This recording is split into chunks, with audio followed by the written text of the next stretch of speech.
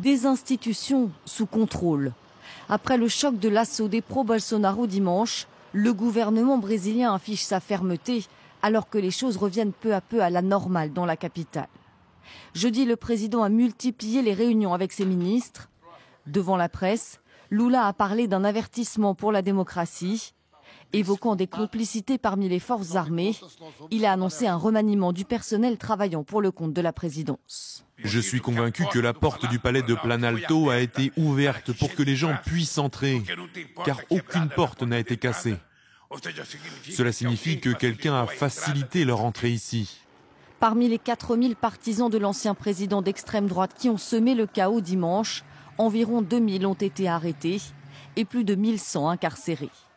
Les dégâts matériels sont toujours en cours d'évaluation. Ils s'élèvent déjà à plus d'1 million d'euros selon les premières estimations. Priorité désormais pour les autorités, trouver et sanctionner ceux qui ont organisé et financé l'insurrection.